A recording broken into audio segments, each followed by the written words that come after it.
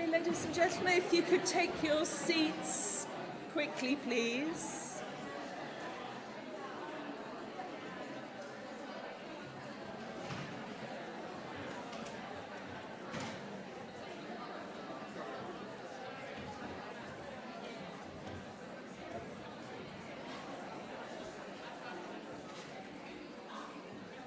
Okay, I think we're ready to begin again. If I could have your attention, please. Could I just ask that if anyone came in late and just took their name badge without being ticked off on our list, could you, at the start of the lunch break, find somebody to tick you off so that we know that you're here? Thank you very much. Right, we're going to carry on now with Rick Grant, who's going to introduce you to transcreation.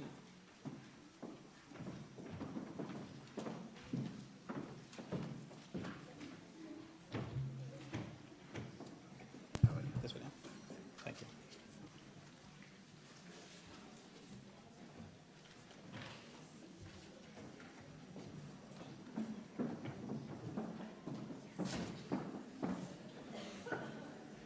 Right. Good morning, ladies and gentlemen. Pleased to meet you. I hope you guessed my name. I'm Rick Grant. I'm one of the transcreation directors and head of new business for World Writers. I can see someone smiling. They obviously got the reference. Fantastic. Needless to say, as introduced by Jane, I'm here to talk about transcreation. I certainly remember when I was sat in a lecture theatre, not unlike this one, with a degree in my embittered hand, wondering, okay, with my language degree, what the hell am I going to do with myself? Transcreation, the idea of it, the notion of it, was certainly something that was absolutely unknown to me at the time. So in a way, to follow a quote from a film, I'm just going to try and give you the choice that I never had. First step, obviously, is understanding what translation and transcreation are. Now, having worked on your courses, I'm sure you're very familiar with the notion of translation in terms of an exchange of information from one language to another, often in a one-to-one method. Transcreation is a different creature entirely, and I could stand here and talk to you all day, but sometimes it's much easier to explain that visually, to give you examples, to really solidify the idea. So to borrow an analogy, if we think of language as dough, then with that dough, we can make bread. And much like bread, translation is essential for the world in general. There's translation of the instruction manuals for your mobile phone, your laptop, ingredients lists on the back of a can of Coke or a box of biscuits. Translation is required, it is necessary, it is as essential as bread is for the world. Now, everybody needs it, everybody uses it, and of course, the art of translation will never die in that sense. Transcreation, well, what is that? Surely it's, the same kind of thing. Well, not quite. Now, I'm not going to say that transcreation is something where you're making bread with finer ingredients, or it's much more of an artisan product that's more expensive. It is more expensive, but for different reasons entirely. But it's not that. It's more of a different methodology. The way that it's made is inherently different to the way that translation is. So transcreation is all the varieties, all the different things that you see. And I'm talking specifically here about a local level. For example, if you walk into a boulangerie and you ask for a focaccia and someone gives you a ciabatta, it's wrong. Yeah, sure, it's bread, it's made with the same ingredients, largely the same process, but it's not what you were looking for. It's not the same as what you had in mind. This example really reflects what I see with local clients when they're asking for one thing in one language and they're not necessarily getting it.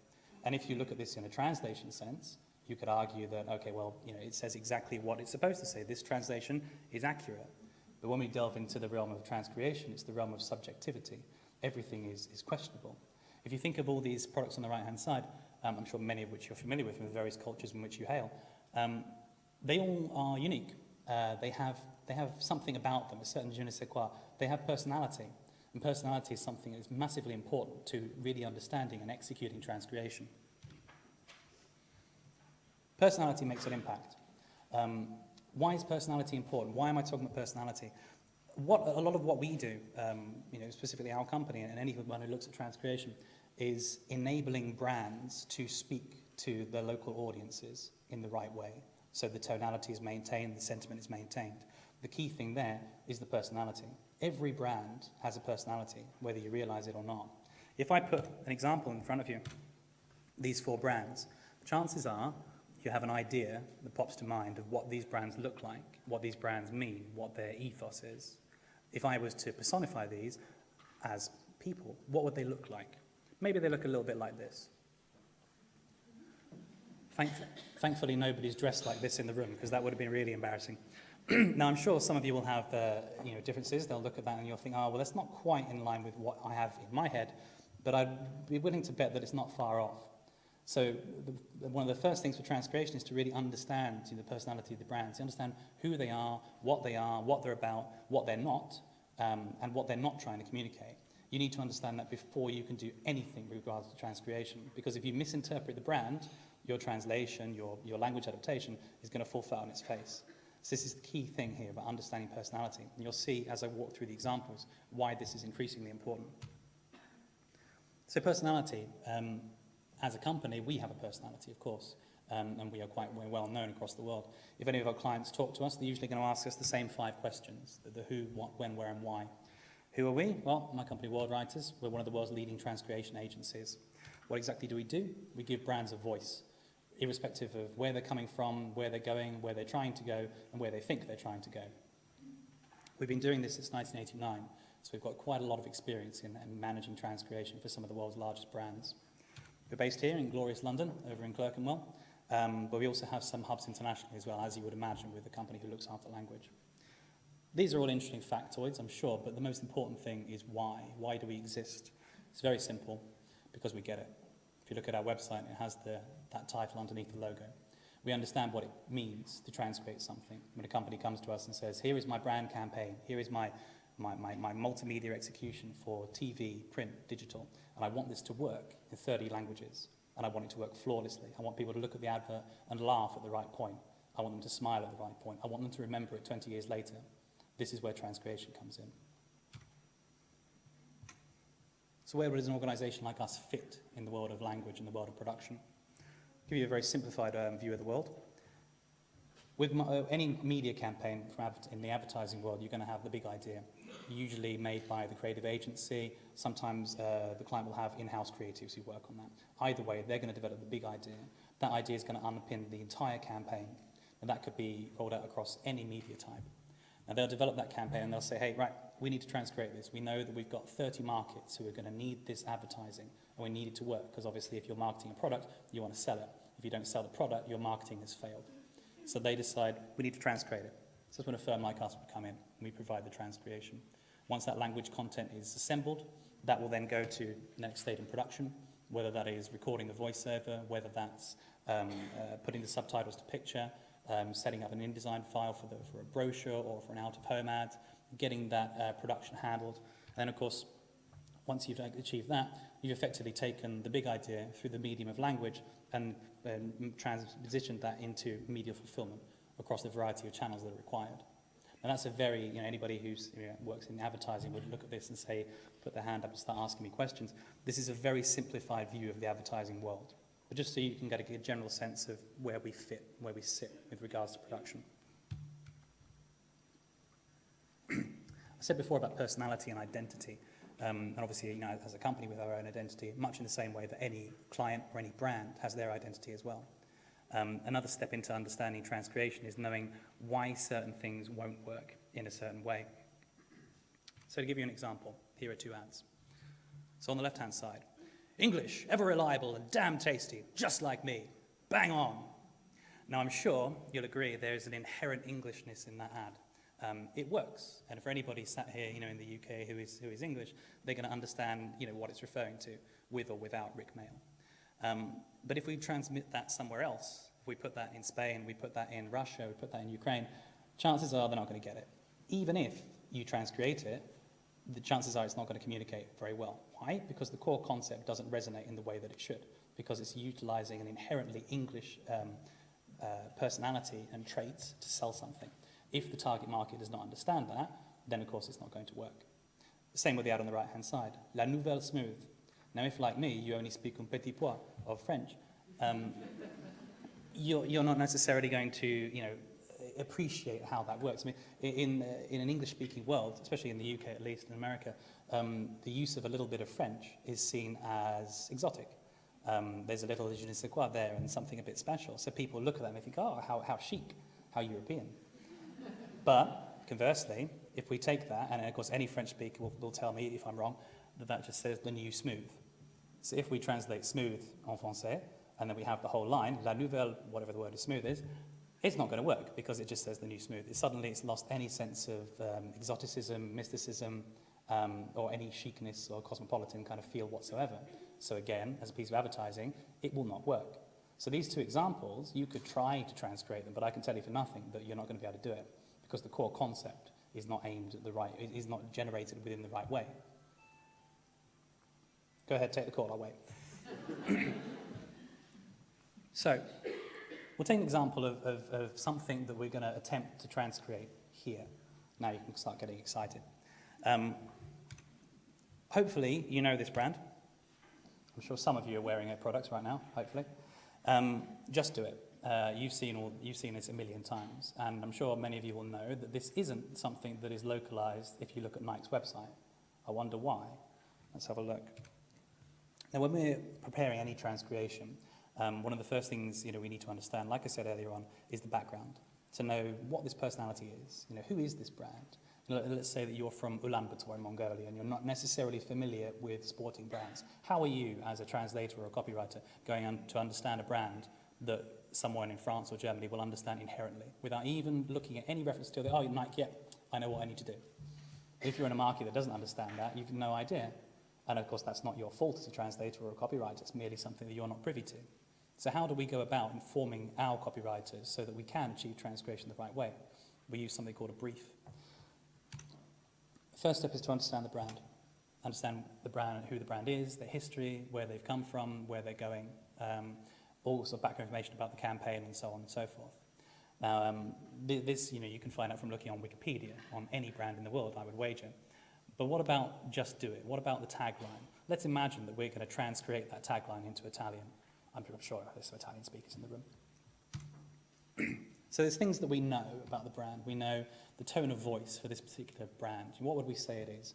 I'm sure you'd agree and say that it's energetic, it's uplifting, it's dynamic. Yeah? It emphasizes sportsmanship and health, as well as performance. Target audience. Who are we talking to? Who is Nike talking to? I'm talking about demographic, I'm talking about age, talking about gender. It's everyone. Yeah, they want to target absolutely everyone. They make no distinction between, someone who's middle-aged and someone who's a teenager. If people want to get active and get sporty, that's what they're aiming for. They want them to seize that. This piece of advertising, this Just Do It, what's the usage? Where is it going to go? And there's a distinct difference between having a line that looks good and a line that sounds good. Just because if you imagine a TV commercial and you've got a voiceover, the way that it sounds to you is going to be very different to writing a sentence. Yeah? So you wouldn't necessarily put the same line on a print ad that you would with something that's going for TV, or even for radio. Radio is even harder because you have no visuals at all. It's relying entirely on the speaker's voice, much like this presentation is relying entirely on my voice right now. So this usage, let's say this tagline is going to appear on all advertising collateral, print, broadcast, digital. So we know we need to make this tagline work across multiple media formats. Now, the most interesting thing, the brief. Just do it. If one of your friends comes to you and says, hey, this brand Nike, I've always wondered in English, what is it in this sentence? What would you define it as? Anybody care to hazard a guess? Sorry? Okay.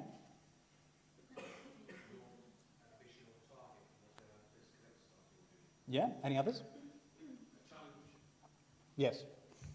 What it is not is a good example of a grammatical sentence. It is not an object. It is not, a particular item we're talking about. It is an ethos. It is a mantra. It is a challenge. It is sportsmanship. It is an ideology. It is a way of life. It is just get out there and do it. Whatever it is, do it, and do it to the best of your ability. This is the creative brief that I would write for that campaign. So if I was sending this out to a copywriter, which I hope many of you will become, this is how I would explain it. This is how I would frame that brief. And as you can see, this is absolutely essential to translating the line. If you take it in a very conventional sense and say, just do it, okay, let's put it in Japanese. Tara dekiru kara. That's not going to work. because that just means just do it because you can. Ishokenmei would probably work better in Japanese, which translates to do something to the best of one's ability, which I'm sure you'll agree is much more in line with what it's actually trying to say when we get outside the semantics of what the three words actually are in the sentence. Yeah? So taking that example, and this is an example from the way in which we work with our copywriters. Vai oltre. Go beyond. Now, that translation is very useful if, like me, your Italian is not particularly very good, but it doesn't necessarily explain everything what's going on in vai oltre. Why are we not saying just do it?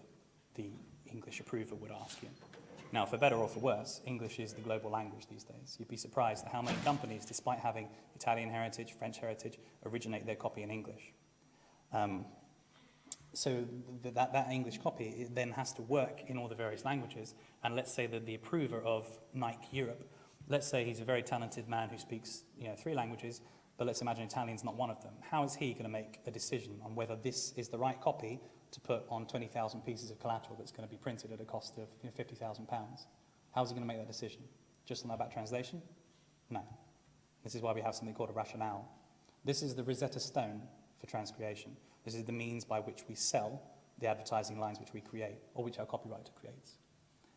In my experience, the shorter the English line, the longer the rationales tend to be, because you're trying to wedge so much more creative sentiment into the line, which from the examples I've just given, I'm sure is starting to make sense to you. But we're not going to stop there. We're going to produce another option. Nessuna scusa. No excuse. Again, rationale to explain exactly what's going on. Why did we not use the word just? Why did we not use the word do it? Why did we make those concessions creatively? That is where we explain it. That is the art of transcreation. And I'm sure you'll agree, and then Italian speakers, please tell me if you don't, or if you have a better option, because then I can add it to this deck and update it afterwards. These options work. Sure, they don't say, just do it, but they were never going to, because it's never going to work on a one-to-one basis. That is the difference with translation and transcreation. So we have 2 options here, which say exactly what the brand is trying to communicate, albeit in a different way. And let's say the client chooses to go with it, and suddenly we end up with a tagline like that. Now, there's a reason why Nike hasn't transcreated any of those lines, because it's very tricky. Brands want consistency. They want to have a core message that works across all the markets in the world, or as many as they can. What they do not want is rogue local approvers creating their own lines, which happens more than you believe. So they will produce whatever they want to sell their product, even if it's not on brand or doesn't work with the core creative that was developed. So centralized language production is something which firms like ours get very heavily involved in. And clients come to us because they want consistency in messaging. They don't just want to give it to a freelancer in Italy, a freelancer in Spain, and have them do whatever they want to do, because it doesn't create a cohesive brand message which they want to put out. They want their website to look almost identical in all the languages. They want it to feel the same. Yeah? So, to finish with, I'm going to give you another example of a press piece. We're going to assemble it bit by bit and look at why it doesn't work, and why in transcreation would be absolutely essential to make something like this work. First up, we're going to need a brand. We're going to need a product. Gibson guitars. I've seen some people wearing guitar t-shirts. So I'm sure I've got the right target audience in here. We have a product. It's very clear what the product is. But we're going to need something else. We're going to need a key visual. We're going to need something to make it pop. Okay? We've got a visual connection now. Some people are looking confused. That's a devil's pitchfork, in case you've never seen one before. We've obviously not been to certain parts of London. But we need something else to really make it work. We need a tagline to draw it all together. So from the little kind of size of laughter, I'm sure you think that this works. Speak of the devil. We've got a simple connection hinged on the visual, and it works with the wording. Yeah? Simple, easy. Now, obviously, being the marketing director of Gibson USA, and not speaking any languages, I'm going to say, yeah, speak of the devil. I'm sure that they have that in all other languages. We can just put that translation on there. Can someone go on Wikipedia and fetch that for me? I can sure you can see where this is going. In certain languages, this does not work. Mia vuku a vuk navrata in Croatian. Speak of the wolf. So suddenly you're going to have to change that completely if you think that you can simply use the same line. Xiu sao sao, sao sao dao, in Chinese. I hope I pronounced that correctly. You know who this refers to. This doesn't refer to a wolf at all. This refers to this gentleman, who is a poet, warlord, and very respected part of the Chinese culture, Cao Cao. And the phrase says, "Speak of Cao Cao, and Cao Cao will appear." Now, whilst I'm sure that he can play pretty wicked guitar solos, he's probably not what Gibson were looking for when they were thinking of their brand ambassador. Greek, kataphony. Now, any Greek speaker here will tell me that that's not the end of the sentence, strictly speaking. That says, speak of. But the real phrase is, speak of the donkey. So again, this isn't going to work at all. We're going to need to come up with something completely different. Japanese, uwasa usuriba kage. Speak rumours and the shadow appears. Now, it sounds very inscrutable and oriental and mysticism, but it's not going to work with a black press ad putting a shadow on there, is it? Hablando de rey de Roma. Speak of the King of Rome. Caligula, again, probably not the right choice for this ad, though I do hear that Nero is very good with stringed instruments and probably would be a better candidate for going here. So this becomes tricky. It doesn't work in the way that you would anticipate. It requires a very skilled touch to make it work. You can't just translate it on a one-to-one basis. This is where transcreation comes in. This is where we require skilled copywriters who are able to digest a brief, to understand what's going on with a piece of advertising communication, to really think about what it's trying to say, who it's trying to talk to, and how best to render that. Whether you're talking to teenagers, whether you're talking to people who are very interested in tech in their late 30s, the copywriter's craft is being able to take that brief and transmute that into whatever the client requires. So looking at these examples, I'm sure you're thinking, okay, we're very clever, we get the point, but what is the right transcreation? What is the right option to go up there alongside that piece of advertising?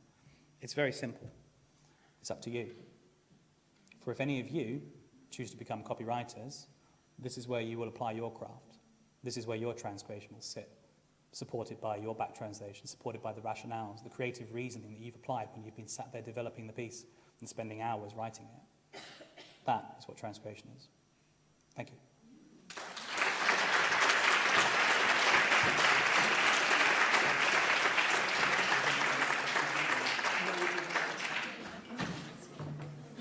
Right, thank you very much, Rick.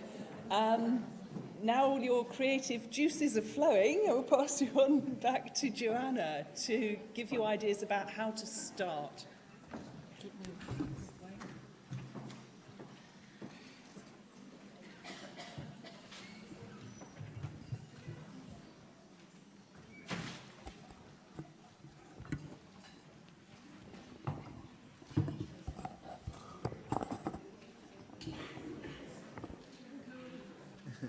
Hello again. Right. Having talked to you earlier on about how to earn lots of money, I'm now going to suggest that you work for nothing. So this phrase, catch-22, which is another, we're all terribly cultural here. We've had films and literature and ancient history and all sorts. Obviously, this refers to a famous novel, Catch-22, and it's the dilemma of being asked, as Sarah said earlier on, yes, we'd love to employ you, but you haven't got any experience. So go away and get some experience and then we'll employ you. So this is the catch-22. So I'm going to give you some ideas of how to get over that barrier if you are really starting out. I know one or two people here have been doing the job for years and you've just come along to kind of brush up your skills and share your experience, but a lot of you are just beginning. So the first thing, you've still got to pay the bills, as we said earlier on. So keep up the day job. You can't jump off the diving board into the freelance life, self-employed life, without having something or going on in the background to pay the bills, or possibly somebody, if your other half is prepared to support you while you do this. And that's what I did, and he was wonderful. As I said already, in all kinds of ways, he kept everybody going, and when I was earning really small amounts of money, it paid for family holidays. It was like the jam on the bread and butter. He did the bread and butter, I did the jam.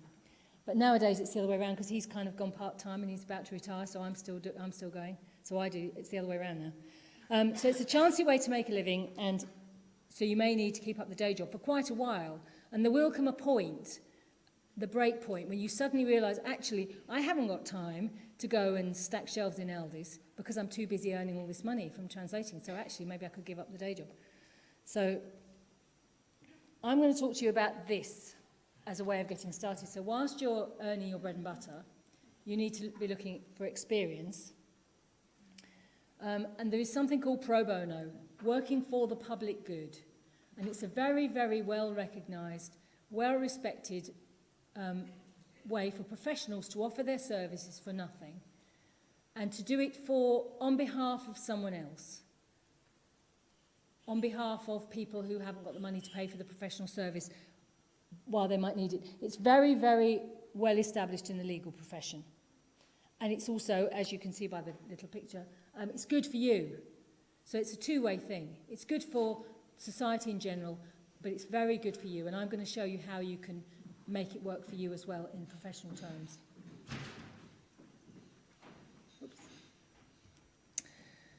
Now, I'm an English native speaker. I was born and brought up in this country. And as someone who has a total of actually 5 other languages, I'm really, really unusual. So many people who are born and raised in this country have one language. And sadly, so many people who come from other backgrounds, from other countries, and arrive here, perhaps having 1 or 2 languages with them, they very quickly lose the birth language. I'm very fortunate. I have, my daughter-in-law is from Slovakia, and she has conscientiously and at great personal effort brought her sons up to be bilingual. And they are fantastic. The oldest one is only 5. And they are perfectly bilingual and can hold conversations in Slovak with anybody. But the interesting thing is, and this is in the advantages of being bilingual, if you are bilingual, hats off, keep it up. And if you're having children, then raise them bilingual. My grandson, who is Slovak English speaker, can now also speak, he can count to 20 in French and Spanish as well. And you can see, for him, it's no obstacle. Oh yes, well this is another way of doing it. This is another way of speaking. Oh, I can do that. And so off he goes. Because he's already got that double brain thing. And it's really beneficial. Apparently it staves off Alzheimer's as well, so I'm hopeful. So we all do it. If you're multilingual, if you've got more than one language, then people will ask you to do things. Oh, you speak foreign languages. What does this say? Letters, emails, holiday bookings, helping people out if they've had an accident abroad, all those kind of things. We do it for nothing, out of goodwill. But when you're working pro bono, you're working for charities, NGOs, for people who are in trouble, and you're a volunteer. And volunteer, the English word volunteer means somebody who does something willingly, from out of their own will. They choose to do it. They don't have to do it. They choose to do it willingly. I belong to an international organisation. I'm a member of that international organisation. I work for the group in my own town, but it's a global organisation. And one of its mantras is, nothing but the best is good enough for the poor.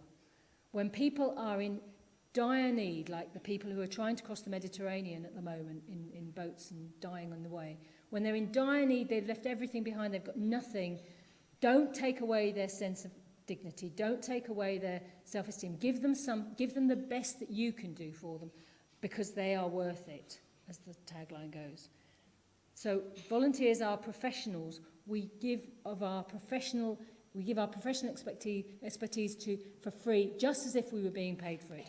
And the more we put in, the more we will get out. And I can speak from experience. I've done pro bono translating all my working life, and I have got more out of that almost than out of my professional career in all kinds of ways. So if you're going to do this, you're going to set out on the freelance life. It's really hard work. The bare necessities are long hours and working really hard, giving of your best. But when you're working pro bono or in any other way, you learn on the job. So everything you do, treat it as a learning experience. And in the voluntary sector, you will meet some fabulous people. We hear all the bad news in the news. We hear all the horror stories.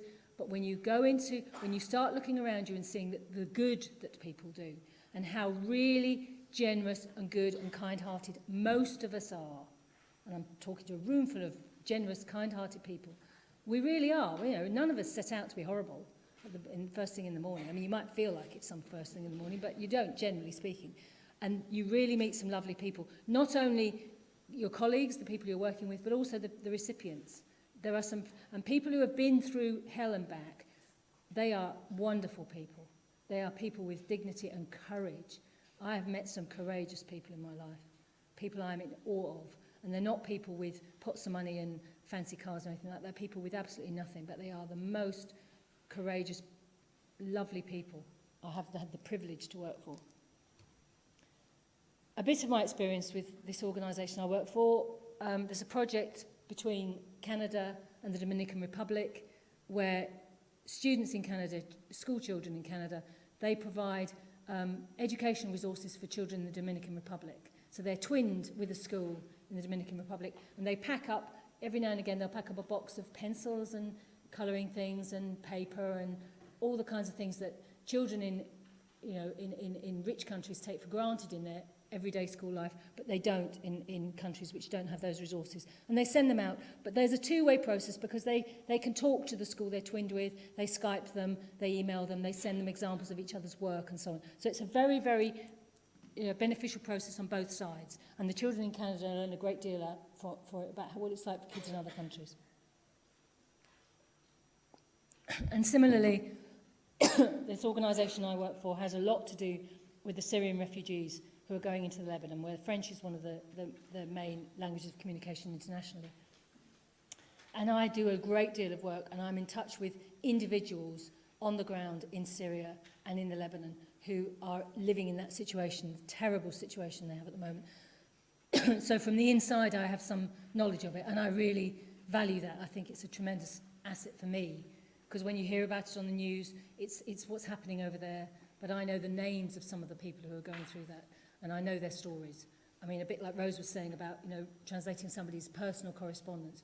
I've got that personal knowledge of what's there, and that is really, really privileged situation to be in, and I appreciate it. I do a great deal of that all the time.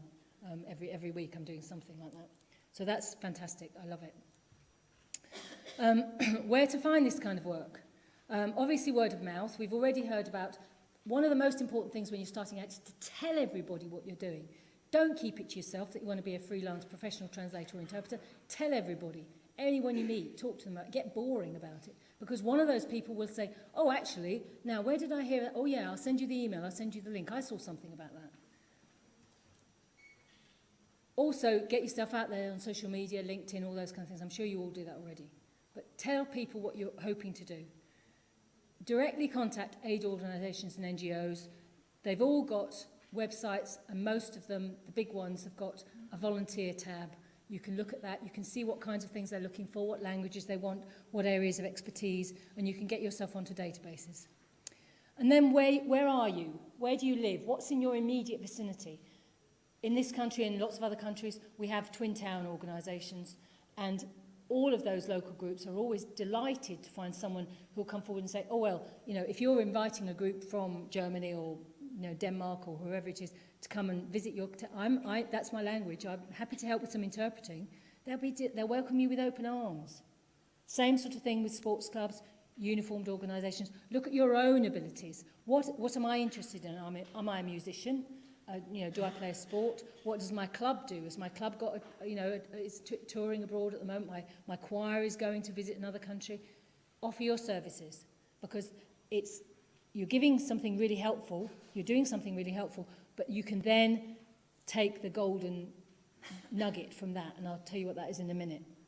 And translation companies, lots of translation companies, either offer pro bono as part of their social package, or will help you to find pro bono work. So again, quite a few companies have that as an option. So they'll take you on as a fledgling translator, but they might give you some pro bono work to do to start with, to get you started and see what the quality of your work is like. So you have the advantage of working for a translation company who will check your work. They won't pay you, but they're giving you that professional experience to get you in. So that can be a really advantage. So look for that when you're online. You've already heard about these, and I know you know all about these. Internships with translation companies and international aid organisations, whether as translators and interpreters or in another capacity using your languages. Always check them out. Don't work for something that you're not comfortable with. The National Network for Translation, Routes into Languages, European Graduate Placement Schemes, all those are there. Huge competition for those places, but they can be very, very useful, and you can learn a lot. But you need to check them out and find out exactly what they're asking you to do. Whether you're paid, whether you get some expenses, those kind of things. You need to make sure you know what you're getting into. So do your research before you start looking at those. Translators Without Borders is a fabulous organisation, really, really good. They do require people with experience. You can't just volunteer and they'll take you on. They are very, very professional. So they're looking for people with 2 or 3 years experience. But have a look at their website. They've got an application form and see what you can offer them. But they are unparalleled in the service they offer. And they fit it to where they are. So they'll be doing one thing, where in Nepal where the earthquake has recently happened, and another thing where there's a war situation going on or something like that. They tailor their services to suit the situation they're in. Very, very good. And again, I already mentioned the language show, networking, get to know people, join your professional organisations, join ITI, please, they're wonderful. And ITI have really good offer, a really good package, a really good offering for new people. I work on the starting out as a translator and interpreter, similar to this, but an online webinar based course, which is I'm just one of a number of people who teach on that, and it's really useful again. And with the mentoring, there are various mentoring schemes ITI offers as well, according to language networks. And then there's the ITI networks themselves. You can join those, and you'll often find one-off jobs there. Even just thinking about the ones I've looked at this week, somebody who needs a certificate translating, somebody who's got a short job that needs placing and I haven't got time to do it. Anybody interested? Here's the contact. Or unusual language combinations. There was one for Italian into French this week on the Italian network. So somebody who's got that combination that's a bit more unusual. If you join those, you'll often find opportunities that you might be the right person to hit the spot and get your first customer that way. And that obviously would be paid, or 9 times out of 10 would be paid, wouldn't necessarily be pro bono. But all these things are really good ways to get yourself in there and get yourself started. How am I doing? So, my first job, this is a real customer. Even if they're not paying you, they're a real customer. So do your level best to be professional. When you get the material, whether it's documents or whatever it is, treat it with respect.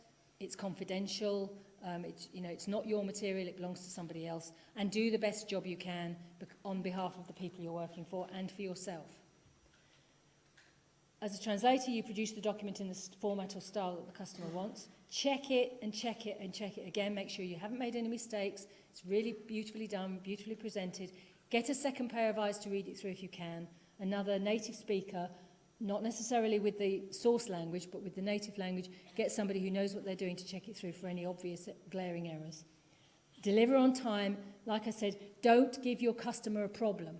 Always be on time. Solve their problem for you. And then ask for feedback. And that is one of the most valuable things you'll get out of this. They're not paying you, but say, was it okay?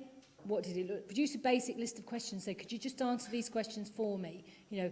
Did I do the kind of job you wanted? Was it satisfactory? Is the end user of the document satisfied? Has it been helpful? Those kind of things.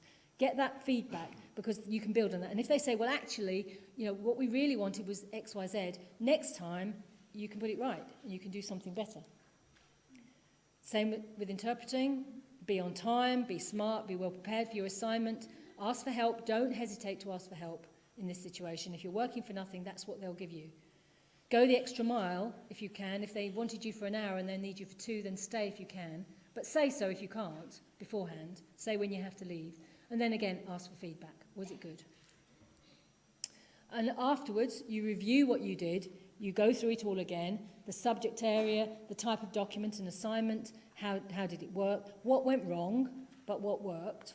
And then keep looking for more customers. And every single word you translate, every single assignment you go to as an interpreter, write it down, record it. Keep a record from day one of every single thing you've ever done, whether or not you've been paid, because all of that is your personal experience, that's your portfolio, that's your record of your personal achievement.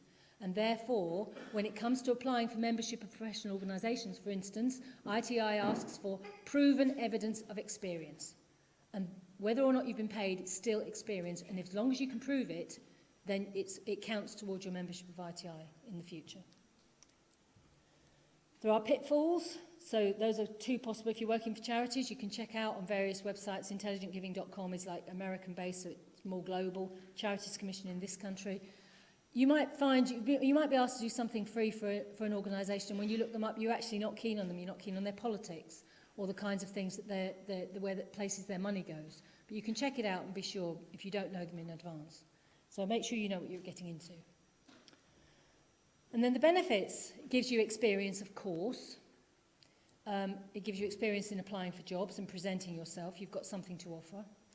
It gives you expertise. As I said before, I started out as translating engineering, electronics, things like that. But over the years, one of the things pro bono has done for me is moved me into other areas of specialism. So now, among other things, I do civil society, gender issues, human rights, those kind of things, because I've come to that through pro bono. So I can now offer those to organisations that will pay me. So it's a new area of expertise. Similarly, if you're doing something with a sports club or with a music group or something like that, that could be another area of expertise for you in future.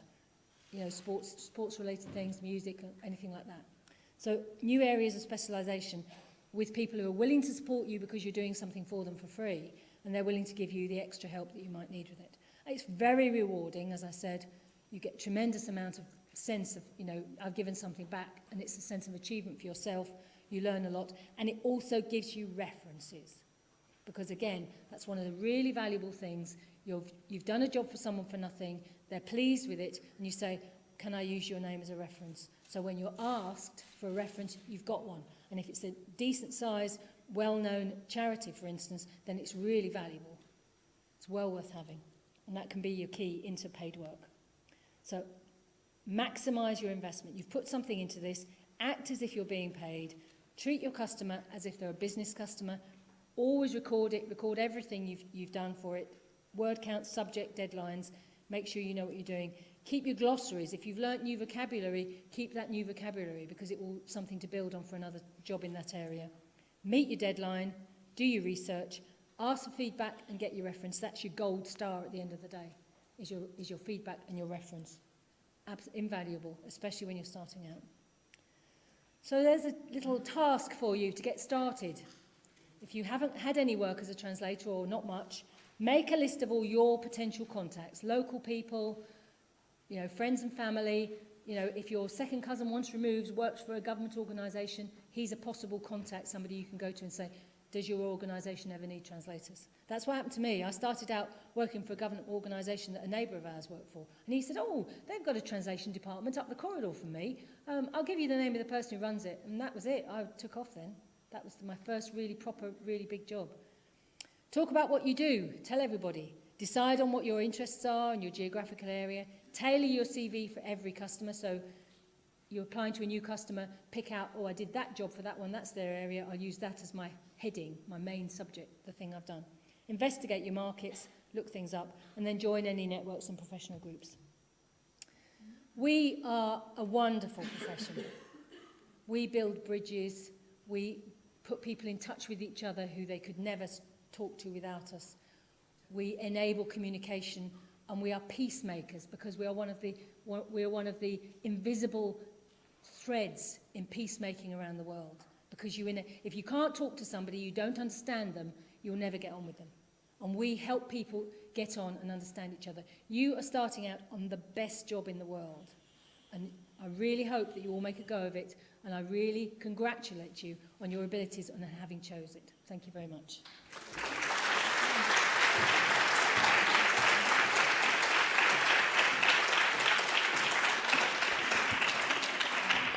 Right, thank you very much, Joanna. Could I now ask our speakers to come and sit and face everyone again? We've now got a question and answer session. Have we got our microphones? Yes? So if you have a question, please could you put your hand up, and then when I point to you, wait until one of our student helpers in the green t-shirts give you the microphone so that everyone can hear your question. Also, if your question is addressed to one of the speakers in particular, if you could say so. or maybe say whether it's to do with translation or interpreting. Could we have So- the projector light turned off? Oh, yes. Yes. Otherwise they'll be blinded. Right, so over to you. Questions. You're No, stunned let's with say all this Thank you very much. information. This one over there.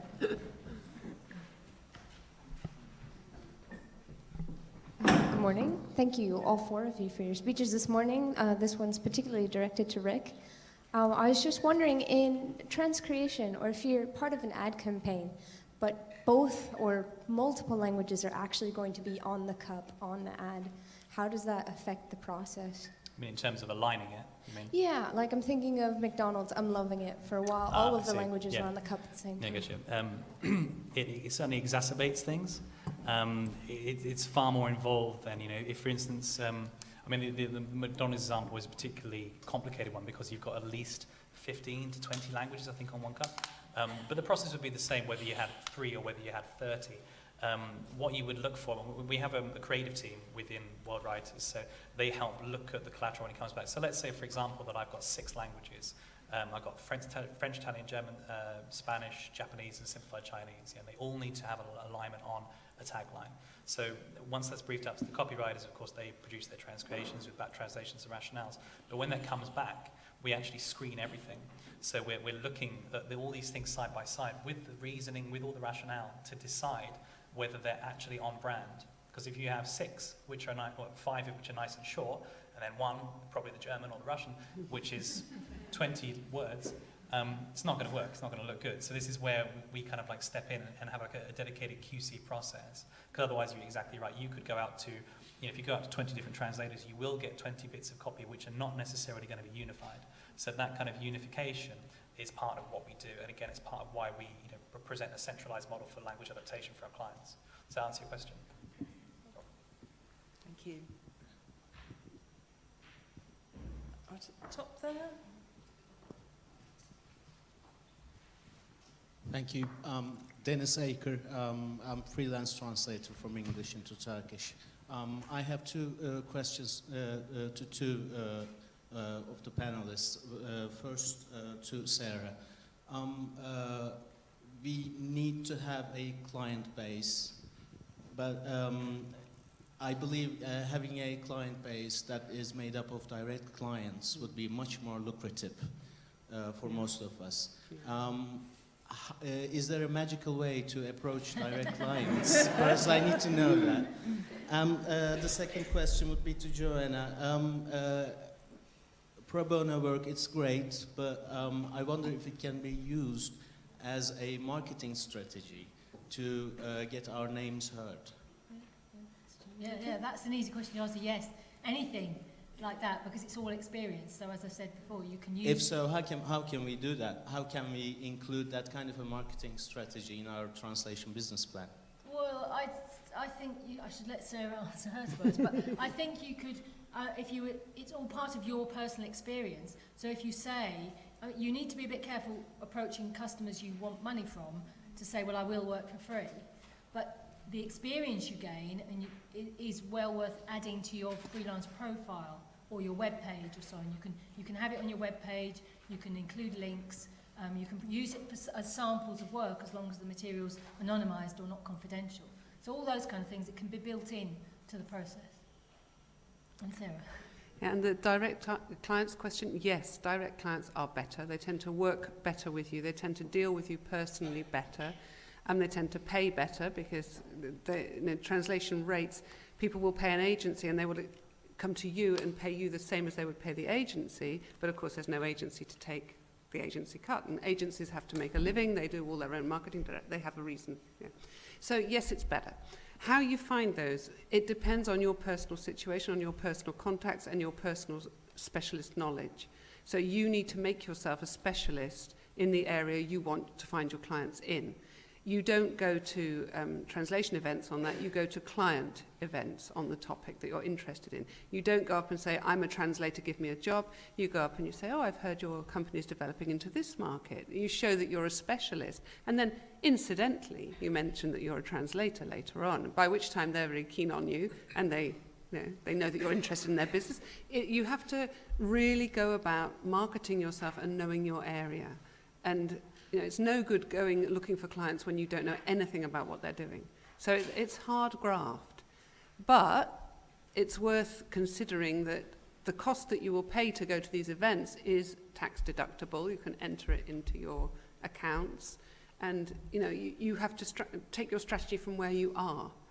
On our course at Portsmouth, we do an exercise with the entrepreneurship person in the business school, and he gets people to sit down and say, I'm here, who do I know? What do I know about? And you build your circle out from where you are at. And that's what you do. You go and you market. I know people one person started out, trucks would come over from Europe looking for broccoli. She was in Lincolnshire. She went out with people, looked at broccoli, talked about broccoli in different languages. Now her field of expertise is international logistics of moving all sorts of products all over the world because she built up on that.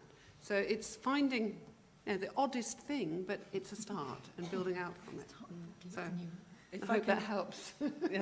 Also add that in my career I've had direct clients, and yes, it is much better. You can build up a relationship, you can talk directly to the people who've written the documents that you're translating, often to explain, and sometimes even point out mistakes. And then they're very, very grateful to you, because obviously you're analysing their text very carefully. But also, as a freelance with direct clients, you are their one source of translation, so you have to be in a position to meet their demands. And that can be quite difficult to juggle if you're dealing, if you're working for other people as well. So bear that in mind, and I would say gauge what their workload is going to be. Absolutely. And see whether you can and cope with it reliably. Exactly. And build yourself a professional network of people who you trust, whose work you trust, who when a big project comes in and they say, we've got this massive amount, you can contact these people too, and they can be your team. We need to think like that as well and work collaboratively together. Can I speak up for translation companies, just quickly? Yeah. I know it's not popular, but I have got, I don't know how many translation companies I work for regularly, maybe 10 or a dozen I work for regularly. And I have a mix of direct and translation companies. I love translation companies. If you find a good one and you can do the same thing. You can build a relationship with them. But what they do is they do half the work for you. You don't have to market yourself. Once you're there, they will send you everything they've got. As I said, if you're reliable and trustworthy and on time, you can stagger your work with them. They don't mind if you tell them you're taking a week off work. And also they do another level. They'll do another level of checking. So depending on your customer, as long as you make it clear, say how your work is going to be revised, if you're happy with it, then you send them the work and you might never see it again because it goes to them, they check it and send it to the customer, that's the end of it.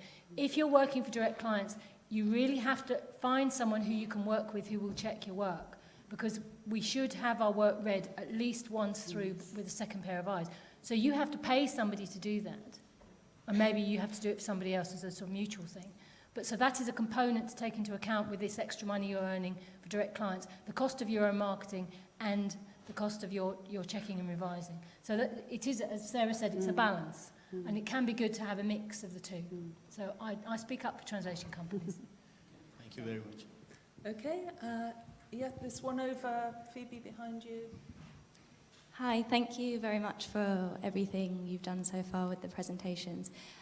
I wanted to ask, in terms of interpreting, do you think to stand out in interpreting it's worth taking some time to do an intensive course in a language that is less common, such as Arabic or Chinese, so that you can really sort of have a head start almost in applying for things? Is this a question for me? Yes. I would hesitate to recommend it as such, because I think from experience learning a language involves living in that country for a certain amount of time. If you have the time to do that, absolutely. But you have to bear in mind, in public service interpreting, unlike simultaneous conference interpreting, you're working in both languages. So you've got to be as proficient into the other language, not your mother tongue. I mean, you can never reach mother tongue level unless you're bilingual, but you have to be very proficient, very able to explain quite complex concepts in English into another language which may not have those concepts, and therefore you're going to have to use long paraphrases. And I think to have that linguistic juggling ability in another language does involve quite intensive study of it, and I would certainly recommend living in the country. I've lived in Italy for 6 years, I've lived in France for 4 years, and those are my 2 working languages. So yes, definitely, I think it does give you an edge in terms of the marketplace, as has been mentioned by other colleagues. The very common Western European languages get paid less well because the market forces are such, there are more people offering them. But as soon as you go into the realm of something a little bit more offbeat, you will command a higher price for your services. But make sure you have the time to go and live abroad if possible in that country to really get the language under your belt to that level. Thank you. I think was that Phoebe behind you I think was first. Thank you. I teach translation at the University of Surrey, and one of the things I find very difficult to do is to advise students when they leave us about filling in application forms on translation company websites when it asks for specialisations. Because obviously they might have done a module in law translation or economics or science or anything like that, but then they're not really what you would call a professional scientific translator or technical translator or whatever. So we have talked about doing pro bono work and actually trying to focus on specific areas so that you actually gain a specific specialisation in that way. But do you have any other suggestions about how to deal with that? I know it's a difficult question, but I just wondered if you had any ideas. I always say to our students, especially if they've come straight from a languages degree to an MA, I say getting your MA is your driving licence for translation. You know how, but you don't know the what yet. And I would really firmly recommend going to your other country and working there in a field. And then you have the specialism. It's very difficult. If you haven't had a previous work life in another language, you won't have the professional level of knowledge and language capacity because you just haven't had the chance. So, I would really recommend going off and working, for real. That kind of precludes them going and applying straight away then for translation companies with those fixed forms where you have to say at the outset what your specialisations are. There's nothing wrong with filling them in, but the chances of getting work aren't great if you've got no content. It's a toughie. Thanks. I mean, one thing I would add to that is certainly we see this. I mean, I worked at a translation agency many years before, as well as the agency now. And obviously, if you don't have a specialisation, obviously you can't lie and pretend that you do in the hope that you can wing it and manage to deliver a pattern on time. But if you are honest and you say that I'm a generalist, I have a general kind of translation expertise, then by and large, the translation agency, transcription agencies, they will use you because yes, there is a lot of scientific kind of like med, sci, and pharma, and all those kind of things that do require people who have work experience, like like Jane said, but as Sarah said, but if you put that you're a generalist and you're going to try your hand at anything, chances are they'll give you that kind of work. Chances are you might find a niche that you never knew existed within you. So if living abroad, going and living in another country and developing a specialism isn't something that's feasible, because let's face it, it's not for everybody, then I would say there's still some hope. I mean, you can apply and you can say, I'm a general translator, please give me anything, because a lot of clients with their marketing activities are going to have requirements for a generalist translator rather than the heavy duty stuff for specialisms. I just think it's a shame if they're missing out on really good quality translators just because they don't have the specialisms to start with. But thank you very much. Right, Phoebe, I think there was one just here in front of you, and this then lady here. there are two down here. Sorry. Hi, it's to Joanna Waller. It was just about the pro bono translation experience. If you haven't got professional experience yet, would you write on your CV that you'd done it pro bono, or would you just put it down as work experience? You can say it's pro bono. You can say you've worked, you've gained experience working with X charity, this community group or whatever it is, I don't see there's any harm in saying it's pro bono. That shows a positive attitude on your part to trying to find experience one way or another, you know, that you would, just as if you were applying for any other job, you might say, well, I've, you know, straight out of school, but I've worked in, you know, as a volunteer in a charity shop or something like that, you know, it all counts. So yeah, there's no reason why you shouldn't say it's pro bono. But just make it clear that you do want money for the work you do. But do you think it's preferable to actually say it, or is it better just to leave it blank and let them ask you about the payment? Well, I think it's always preferable to be honest, put it that way. So yeah. Okay, thank you. Okay, there was another one over that side. This lady here has had her arm Oh, sorry. getting Right. aching. Hi, I'm a languages teacher, but also a trainee dance movement psychotherapist. And I'm very interested in the intersubjectivity effect of language. And language is not neutral, as I guess probably everybody, perhaps we all take for granted, perhaps as workers and as people who are employed in languages. I think my question is to all of you, but perhaps particularly to Rose. When you've spent a day being somebody else and use it speaking in the first person, and if they need to say fuck off to the person, then you're reiterating that, for example. What are the effects? Could you say something about the effects of that experience of being of the subjective effect of other people's language, be that in simultaneous interpreting or perhaps more indirectly in translation? Well, as I said, you have to be honest. You have to say it as it's said. You can't be shy to say fuck off if that's what's being said, and you're doing a disservice to the people you're working for if you do. So having said that, I also mentioned that you might not like the people you're working for. You might think they're lying through their teeth. You might think they're very unpleasant. You might not, you know, they may be a rapist or suspected rapist. They may be a murderer. So I guess if you do know a little bit about a job in advance and you think that might make you uncomfortable, then you should turn it down. I'm glad to say so far I haven't had any jobs where I've felt so uncomfortable that I've really not wanted to be there.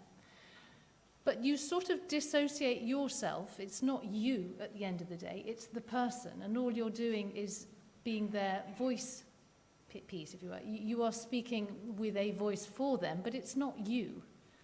And as much as you are personifying them through the voice, you don't have to take on all that involves. You don't have to become the person as such. You're just speaking because they can't speak in that language.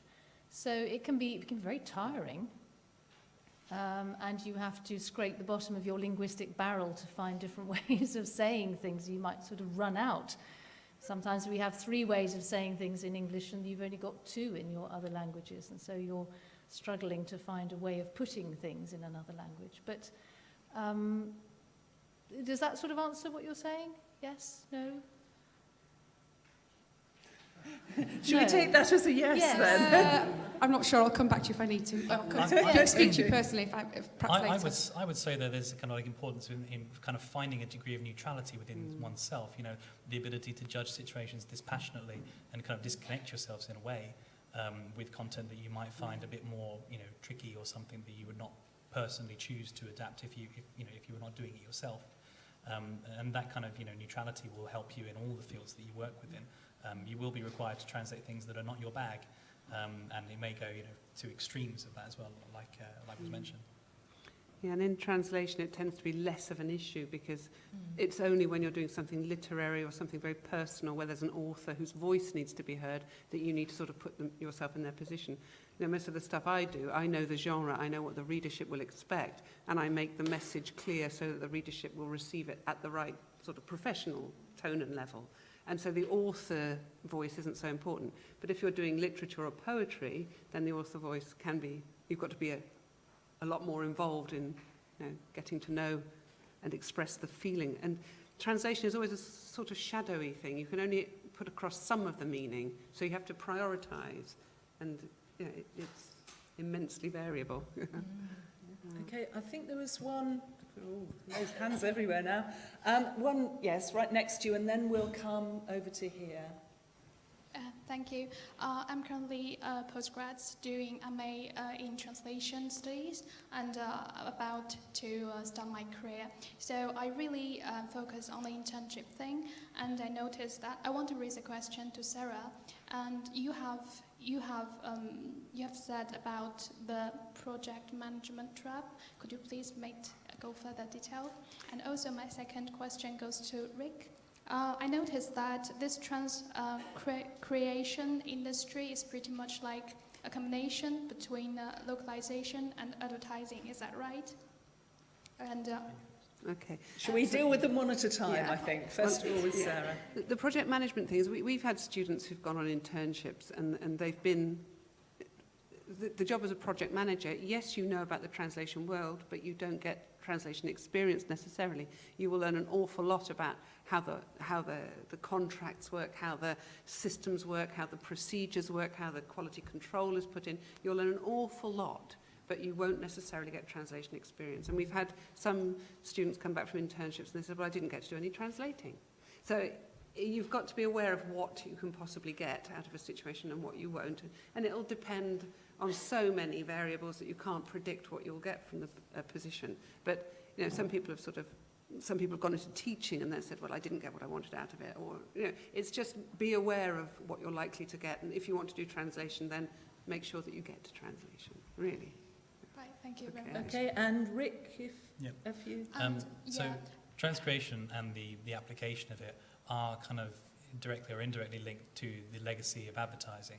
If you think 20 years back, or if any of you have seen Mad Men, then it focuses very much on traditional forms of media. So press ads, TV commercials back when they were first starting.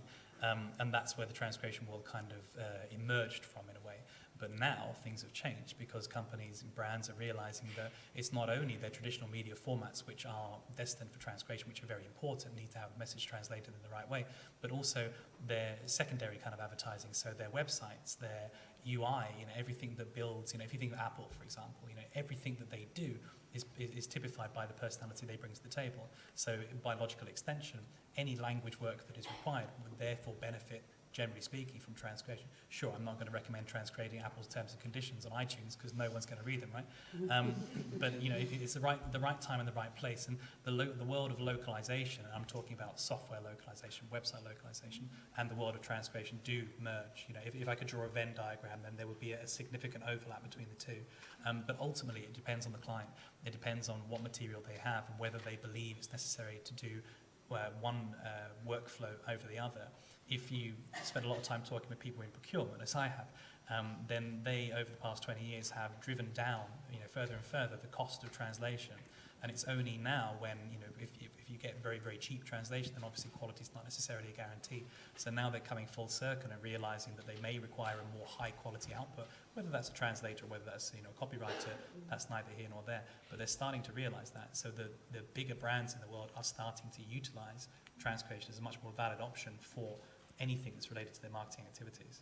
Does that answer your question? Yeah. Thank you. Oh, sorry. Just one little. So what kind of person that you're looking for? What kind of quality does a candidate in your industry should have? They should possess the ability of linguistic alchemy. Would be the finest definition that I can give you there. It obviously needs to be someone who's very calm under pressure. They need to be heavily invested in not only the target language but also the source language.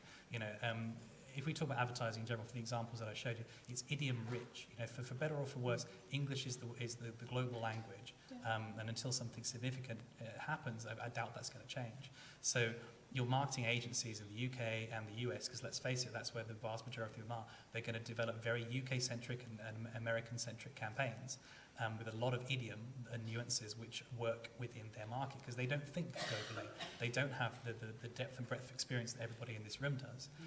So they will simply think that their line is going to work and they don't necessarily consider the next step in the chain, which is kind of where we come in and we get thrown curveballs and they say, we've got this advertising line that no one understands outside of America, but we need to go and transcreate it and make it work. So then you need to kind of reverse engineer it and transmute it into something else that works.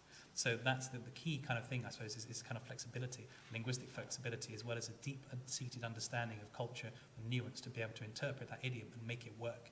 You've got to be quick. You've got to have your own kind of like sense of wit to be able to pull out a witty catchphrase and be able to render it on paper, knowing that 20,000 people in X country, they're going to see that on a big billboard outside. So those are kind of the credentials that we would look for. in someone in becoming a copywriter or being part of the transcription industry. Okay, I think there's one down here.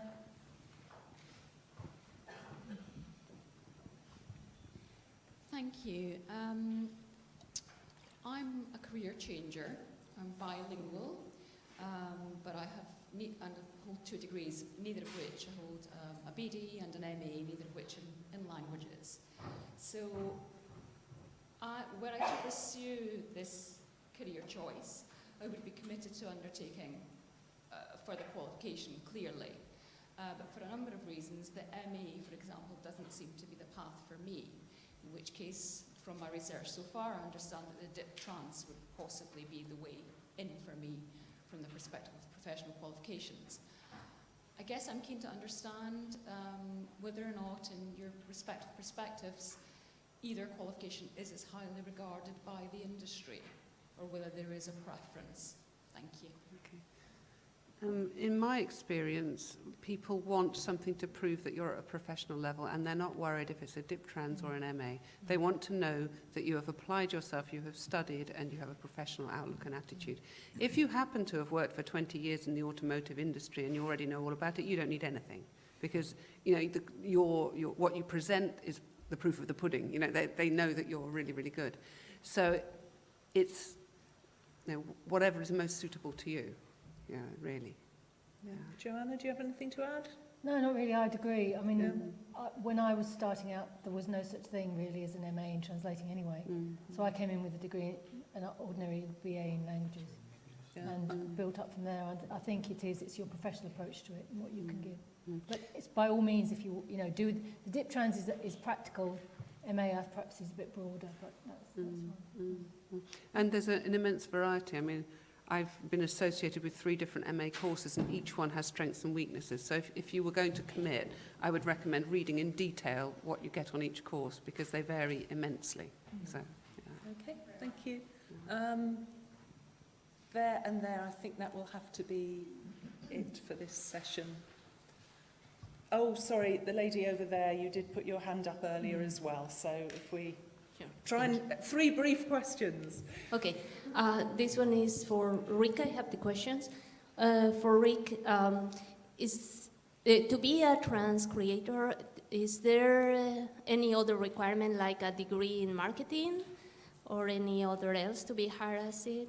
And for any of the panelists, I've seen those translations that go simultaneously, like the interpreter is like thinking with the head of the conferences.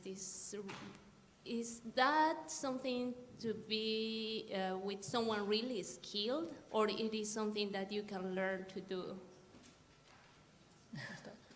Right, so I think Rick first. To borrow another advertising line, every little helps. I mean, some of our copywriters, for instance, we have over 3,500 globally.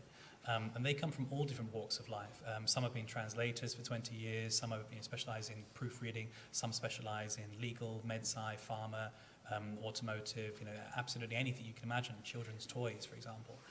Because we need to be able to pick and choose the right talent for the right job. Just because you're a very skilled copywriter writing material for tech doesn't necessarily mean that you're going to be very good at writing slogans for children's toys. It would be kind of improbable to think that you'd be equally skilled in both. So we develop these skills and we pick the right people for the job. Some of the freelancers have been creative directors at their own firms in their own countries for 20, 30 years and decided, you know what, freelancer's life is much easier for me, I'd rather work at home. And then, of course, they still have the commitment to, interesting kind of language adaptation, and that's how they get involved. Some have worked in advertising, some have worked in marketing. They really do come from all walks of life. And again, just because someone has got a degree in advertising or marketing, or even a degree in oncology, it doesn't necessarily mean that they're not good at creative adaptations. They might find that they're actually very good at it. They simply never did it before. We have tests for all of our copywriters who apply, where we would give them lines like "just do it," for example, and say, do your worst, show us what you can do. And then we can sense, we've done this for over 20, 30 years, we can see where their strengths lie, where their weaknesses lie, because then we know we've got someone on board who is good at a particular type of work versus someone else who we'd reserve for a tech job or a science kind of based job. So it really depends. I wouldn't say that there's any kind of dead cert way to get in there. It's really if you've got the passion for it. You know, that's probably the most important thing, I'd say. I'm not sure with your second question. Could you repeat it? Sure, it is related to simultaneous translation. I wonder if there are some skills that we are able to learn to do that, or it is just a gifting that you are gifted to do that, and you can almost guess what the people is going to say. I think it's probably important to separate PSI interpreting, which I do mostly, and cherry on the cake stuff, which is simultaneous interpreting in a conference situation in a booth with headphones, which I do very little of. They are two very different things. Mostly simultaneous interpreting, conference, EU, UN, and all those sort of international bodies, you pretty well always working into your mother tongue. So you're going one direction, but from a number of foreign languages generally. So you may be doing from French into English, German into English, Italian into English, etc. And that's something you learn to do. It's very specialized. It's very tough on your brain. You can only really do it for 20 minutes, half an hour at a time, and then you hand over to your partner. So you're working in pairs. Whereas what I was talking about, public service interpreting, is working on your own, but going both ways, using your languages pretty well equally, actually, because I work equally into my foreign languages for the client I'm working for, and into English for his or her interlocutors. So they're two fairly different skills. They both need a lot of practice. I think none of these skills come naturally to anyone. People who are bilingual, sure, they can probably speak two languages and have spoken them all their lives, but there's an extra, I think most of my students would probably agree, Phoebe being one of them, there's a sort of extra effort, an extra mile you have to go to actually come up with someone else's words in the other language. It's one thing to do it yourself in your own situation where you're choosing what you're saying, but someone else is choosing what they're saying and you're having to find a way to say it. And that is a skill you learn, and practice is all. Okay, thank you. Thank you. The lady down there, and then I had said... Hello, I come from a public service interpreting background, and I've got a very brief question. Would you comment on a postcode lottery trap? That's what I call it. I have got skills, qualifications, but I live at a very awkward, faraway postcode, which means that agencies do not send work my way. How to overcome this obstacle? Well, public service interpreting, as far as the courts are concerned, are all run by one of the agencies I put on my presentation called Capita Translation. Capita Translating and Interpreting, I think is the name. They took over running all the courts in England and Wales 2 or 3 years ago, and they book pretty well all the interpreters. So if you want to work in the court system, you have to sign up realistically with them, and they will inevitably, cost-cutting exercise, find the interpreter who's closest to the job. Having said that, I was asked yesterday to go to Bolton. It is possible to travel more widely, not least because things crop up in the last moment and they don't have anyone available at the time. So it's very difficult if you live outside a particular catchment area to know how to get the work. I mean, it is a trap. You can move. That's probably not very feasible and not very helpful. Or you can hope that you get work, and then from that more work flows and you do a good job and they realise you're reliable. It is tricky. It is in all the government departments, all the people booking interpreters are basically tightening their belts, and they're all looking to cut costs. It's happening everywhere, and I don't think there's any reason why they would take me from central London to go to Edinburgh if they've got 4 or 5 people closer there who may not have as many years experience, but they're perfectly able and qualified to do the job and will probably do an excellent job as well. Do you know what I mean? It comes down at the end of the day to money, and that's the reality we have to face. And so if you are in an area which is slightly out of ex-central, you will possibly get offered fewer jobs, I'm afraid. Yeah. Okay, I think we need to move on. Just very quickly in the middle there, last question. Hello. So quick context. A few months ago I was part of a translation challenge at my university, which involved all the language students in the university getting together in teams and making a translation from English to another language. Now the source text in this case was a description of a local art exhibition / museum written by the curator himself. Art exhibition. Okay. the consensus among all the teams, regardless of language, was that the source text was absolute and utter crap, to be honest. It was really bad. It had some interesting word choices, absolutely cringeworthy phrasing, and it just tried very hard to be sophisticated, and it failed. The problem was that it was very hard to translate such a text, and everybody had difficulty. Okay. So my question is, how do you, if you receive as a translator a text that is just pretty awful in terms of syntax and style, how do you go about it? Can you contact the client directly and be honest? Yeah. Or I'm sure you must have encountered something. In my experience, I correct it and send it back. Yeah, yeah. Professionally, you should point out to your client the shortcomings of the text they've given you. Yes, definitely, Yeah, and yeah. explain how hard it would be. And again, if they say, well, this is what we've been given, and you have to, then you find out what the target audience is, and you write a new text for that target audience, essentially, containing all the information, but one that works. You also tell them that if they want you to rewrite it, it's a different charge.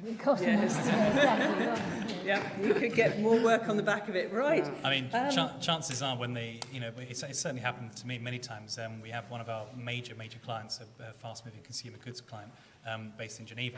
And a lot of their staff, are born and raised in Geneva and speak, Swiss English, I'm going to call it. So they'll send us copy, which they are non-native speakers. They are, French native speakers, German native speakers, yet they are writing advertising content in English.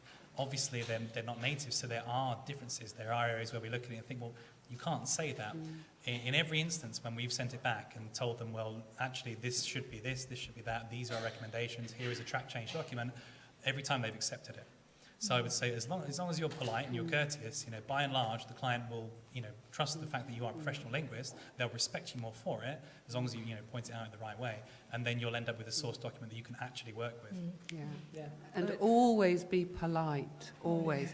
I mean, quite often you'll find that you're working with people who are real experts in their field, even if they can't write in English or whichever language it's in. So you have to be polite and respect them for what they do know, but give them pointers on what they don't. Right, thank you. I think everyone's probably hungry now.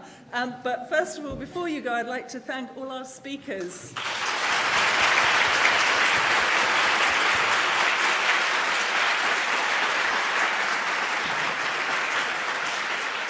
Thank you very much, and we'll see you back here at 2 o'clock this afternoon.